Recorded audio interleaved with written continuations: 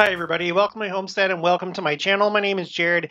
In this video, I'm going to go over portions of this talk by President Harold B. Lee. The year is 1972, the October General Conference.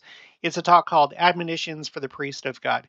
I'm going over this because Kyle Cartwright sent me this email. He says, longtime listener of your YouTube channel, just read a talk that I thought you would like to read from President Harold B. Lee. Not sure if you have covered it. The part about the last days and what scriptures we should read to know what will happen in the second half of the talk. So yes, I've actually gone over a portion of this before, but there's a lot of other really good things in this.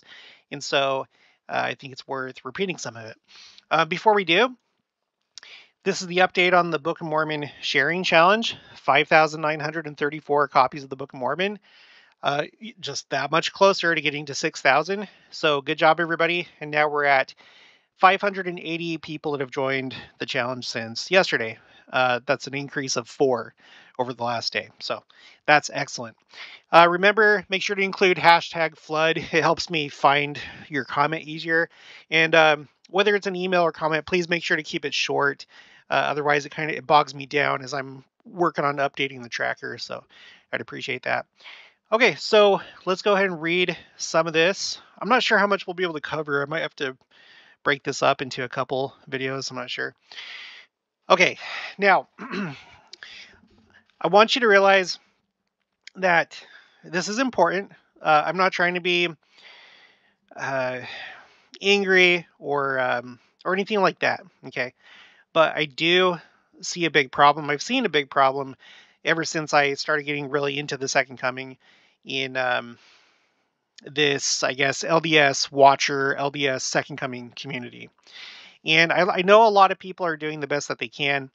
Others, I'm not so sure. I think that they may have other motives, such as just wanting to get attention, feel special, have a following, make money, whatever.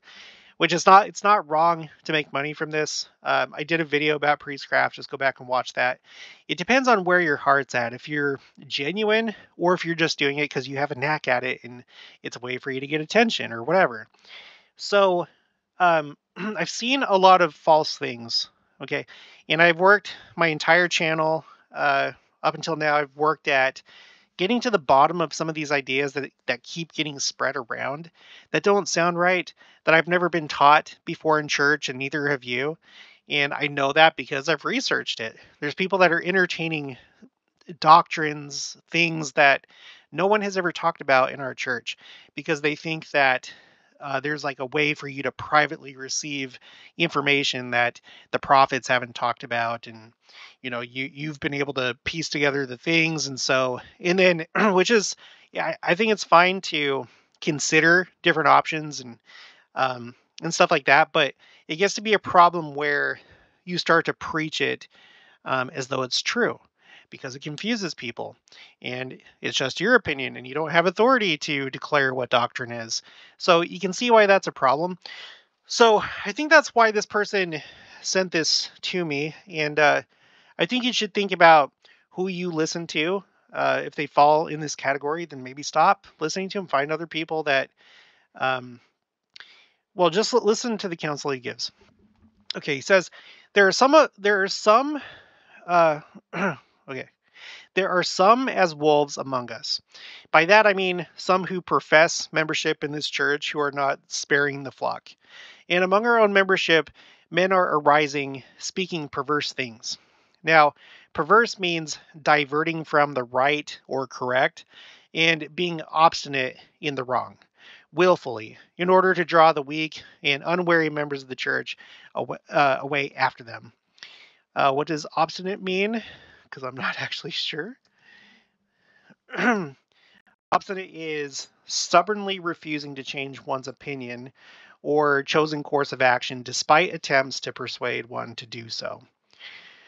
So just take a minute, think about that. Is this something that you're doing? Is it something that I'm doing? Is it something other people are doing? We need to take a honest look at ourselves, right? And there's any number of issues that this would cover. whether it goes from like second coming things that don't really matter, and however the second coming plays out is how it plays out, and we just watch and we wait and we see, and we prepare ourselves spiritually by keeping the commandments, going to the temple, living inside of our covenants. That's what's important. So there's things in the second coming. It doesn't matter that much. And then there's more, uh, and I don't need to tell you this.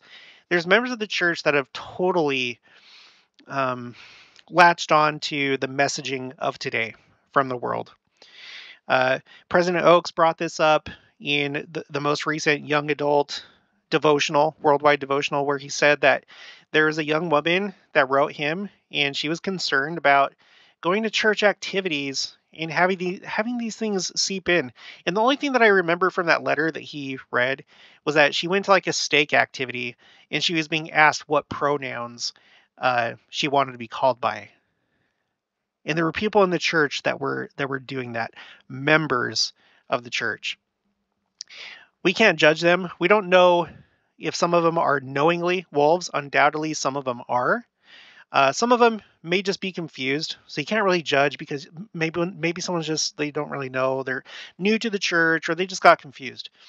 But there are definitely predators that know that they're predators and have an agenda. So let me repeat. Now, perverse means diverting from the right or correct and being obstinate, so stubborn, in the wrong, willfully, in order to draw the weak and unwary members of the church away after them. Think about the influences or the people that you listen to. If this is going on, cut them out. Cut them out. I'm not talking about any one person or group or whatever. Just pray and know who you should listen to.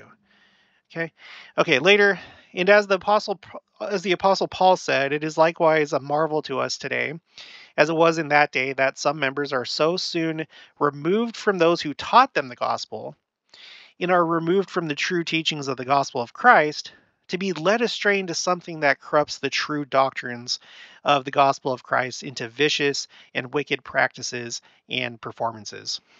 And there's any number of things that you could point to, any number of stories and things that have happened in the church where that's taken place. People that go off on weird paths, and that is the weird thing. Like, how could you join the church, learn the gospel, and then diverge from it, just like he said.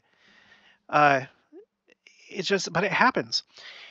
Okay, then he continues, these have been evidenced by shocking events among some of these splinter groups. These, as have been evidenced by shocking events among some of these splinter groups, have been accursed, as the prophets warned, and they are obviously in the power of that evil one who feeds the gullible, with all the sophistries which Satan has employed since the beginning of time. He used the word gullible. I'm not calling anybody gullible, but what does gullible mean? That means that you're like prone to just believe things. Let's look at the actual definition. Let's be as precise as possible. Gullible is easily persuaded to believe something. Credulous. And that's a sad thing that I've witnessed in this community, by some, where it's just like it's like they don't spend the time to verify things, trace something back to the root. Like, where does this doctrine or this idea come from? There's been people importing ideas from the evangelical world and their eschatology, things that conflict with what we believe. And I've spent a great amount of time doing that. I'm not going to repeat it all here, but go see some of my playlists like 7-Year Tribulation, Antichrist, Book of Daniel, Book of Revelation, symbolism, just all these different things. There's more. Don't be gullible.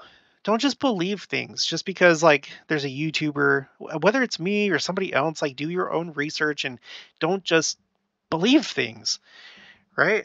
Make sure that there's like some authority behind your belief, something, some foundation, right? Okay, continuing.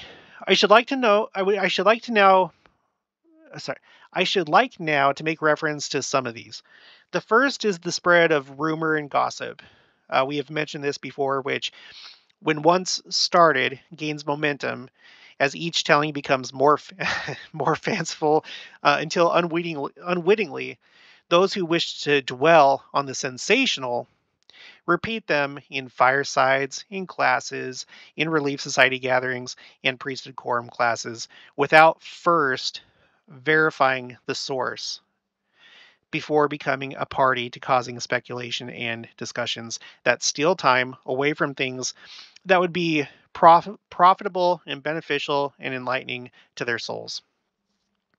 So here he's talking about firesides, Relief Society, priesthood. D- Definitely avoid going into the, what he said, sensational, when you're supposed to be focusing on the meat of the gospel. And when I say the meat, I'm not talking about the fringes. I'm talking about the things that will actually bring you into the presence of God after this life. Um, and same thing in your personal life. I think it's fine to do this kind of thing, like what we're doing. We're watching for the signs of the times. We're watching the news. We're looking at what the church is doing. We're looking at what church leaders are saying and trying to keep up to date with what's going on. Um, but like I've said time and time again, um, I think it's okay to think about things. Bruce R. McConkie, he talked about speculation. Let's go to this. Speculation. Where'd it go? Okay, sorry, for some reason. Okay, there it is. I'm gonna repeat. He says we are left to speculate relative to some of these matters, which is not at all bad as long as any expressed views are clearly identified for what they are. That, oh well, I don't really know. It's okay to say I don't know, or it's okay to be like, well, this is one possibility. And then later he says, in fact, in our present state of spiritual enlightenment, the Lord deliberately leaves us to ponder and wonder about many things connected with his coming. In this way, our hearts are centered upon him so that we qualify in due course to receive absolute and clear revelation on many things. So it's okay to speculate. It's not okay to teach your speculations, your unfounded beliefs as authoritative, right? Verify. And then if you come across a questionable source, then you should label it, maybe not even share it. I've done it a few times. People have sent in emails and they'll say, "Oh, I heard this," or "My friend heard this." And I think it's okay to still look at that, but to realize, it's not authoritative in itself. You have to take it with a grain of salt and not dwell upon it. He brings up this concept of those who wish to dwell on the sensational. Um, in a sense, I think a lot of us, to varying degrees, do that. Um, Again, I think like we are commanded to watch. We're commanded to study the best that we can, but you can tell. Hopefully, you can tell that there's a spectrum of people out there. Those, and I'm not trying to be prideful. Those who really study, tie everything down to authoritative sources, not just in the past, like not just in the scriptures, not just in the journal of discourses, not just, pick any period of time, but you take the entire thing together, including and especially the current prophet and apostles, because they have the latest, best understanding of things that may not have been understood back in the time of Brigham Young, Joseph Smith, John Taylor, whoever. Um, so you have to take it all together. You have to take it all, and you have to tie it down to the prophets and apostles because they have the authority to speak on these things. And that's the point of this spreadsheet that I'm doing right here. All these spreadsheets. I have the quotes A through Z. I have quotes, common misconceptions. And by the way, I'd like to highlight a particular section here. I call it, the misconception is I should try and privately interpret scriptures having to do with the second coming. And not just the second coming. This is mostly a second coming channel, but we cover a lot of different things. When it comes to the scriptures, read them, ponder them, pray about them, but do not of yourself try and interpret it, because that's a recipe for lots of different splinter groups and branching off from the church. You should expand your research and see what modern day prophets and apostles have said, including those during from the beginning of this dispensation all the way until now. Take it all into account. They are the ones that through the same spirit in which these prophecies were given and scriptures were given, they are able to give the correct interpretation. And this is what keeps us together as a church instead of splintering off and becoming completely new churches. That happens because people privately interpret the scriptures. They have little things that they like and then they run with it. I would be wary of anyone that's not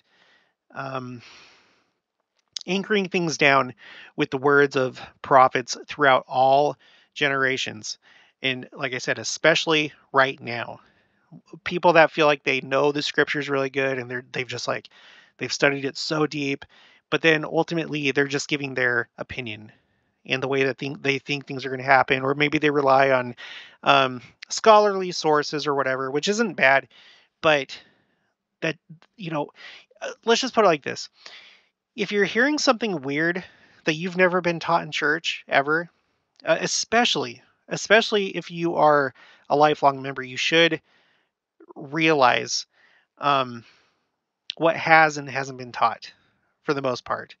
If there's something that someone's pushing, like a 7-year tribulation period or a single one person, big, huge, bad guy, antichrist, when you've never heard that in church, it's never been taught, then you should probably question that and not believe it until you can prove it, not just with the scriptures, because anyone can take the scriptures and just be like, oh yeah, I could see how this is talking about the Antichrist.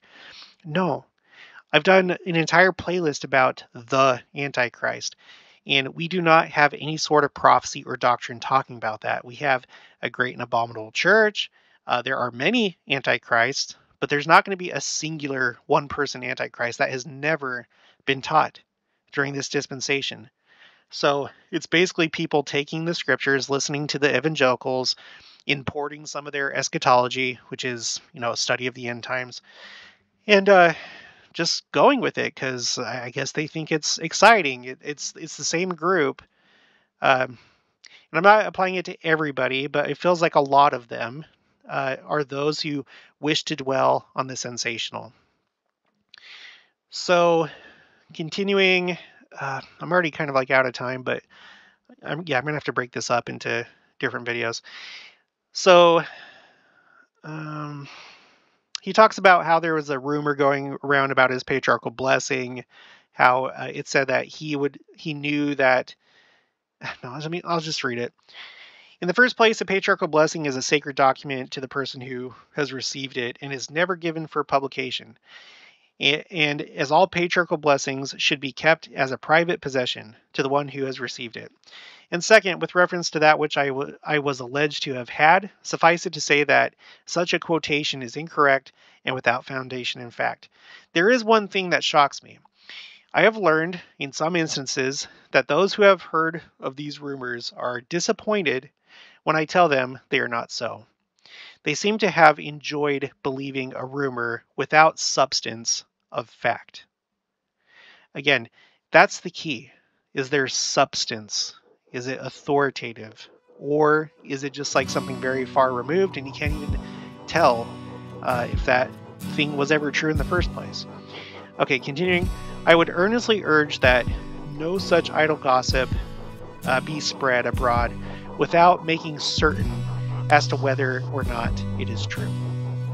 I'm going to end it on this. So if you haven't already, please make sure to subscribe, like this video. If you liked it, leave your thoughts and opinions down in the comments below. Also make sure to share it, and I'll talk to you guys later.